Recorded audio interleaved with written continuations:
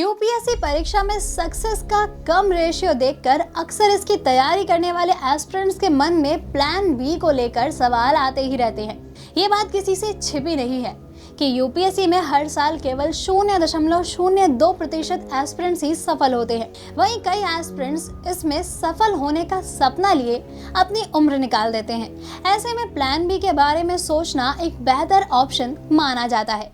लेकिन क्या सच में यूपीएससी की तैयारी की शुरुआत से ही हमें प्लान ए और बी के जाल में फंस जाना चाहिए? इस सवाल का जवाब जानते हैं आज की वीडियो में। नमस्कार, स्वागत है आपका प्रभात एग्जाम के हमारे YouTube चैनल पे। अगर आप हमारे चैनल पर पहली बार आए हैं तो हमारे चैनल को लाइक और सब्सक्राइब करना ना भूलें। तो बिना किसी देरी के चलिए शुरुआत करते हैं हम आज की यह वीडियो। हर साल यूपीएससी में लाखों एस्पिरेंट्स इस बात को जानने के बाद भी हिस्सा लेते हैं कि इसमें सफलता का दर काफी कम है। इस कम रेशियो के चलते कई सीरियस एस्पिरेंट्स काफी डर कर इसकी तैयारी करते हैं। वही आपको कई एस्पिरेंट्स ऐसे मिल जाएंगे जो तैयारी की शुरुआत से ही अपने लिए एक अलग प्लान यानी प्लान बी बनाकर चलते हैं। पर क्या यह सही तरीका है यूपीएससी में सफल होने का? तो दोस्तों, इसका जवाब है बिल्कुल नहीं। अगर आप तैयारी की शुरुआत से ही अपने लिए प्लान बी बना लेंगे और फिर परीक्षा की तैयारी शुरू करेंगे तो आप बेहतर ढंग के साथ यूपीएससी की तैयारी नहीं कर सकेंगे, क्योंकि आपको हर बार यही लगेगा कि आपके पास तो प्लान बी पहले से ही है, तो इसके लिए मेहनत ज्यादा नहीं करनी।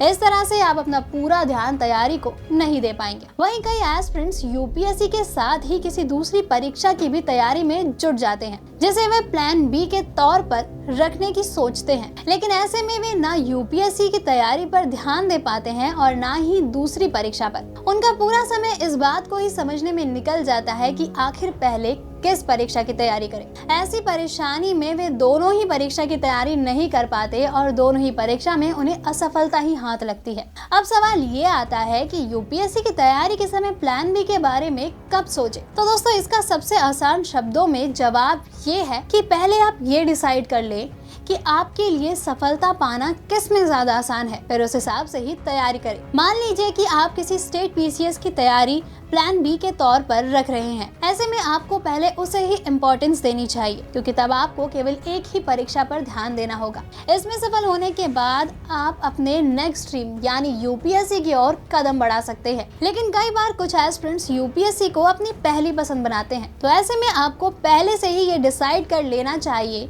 कि आपको यूपीएससी को कितने साल देने हैं, जिससे आप उन सालों के अंदर ही अपना बेस्ट दें और सफल हो सके। वहीं अगर आप असफल भी होते हैं तो साल डिसाइड कर लेने से आपके पास बचा हुआ समय होगा ही, जिसमें आप अपने प्लान बी पर काम कर सकेंगे। दोस्तों, अगर आपको हमारा ये वीडियो पसंद आया हो तो इसे अपने दोस्तों के साथ जरूर शेयर करें।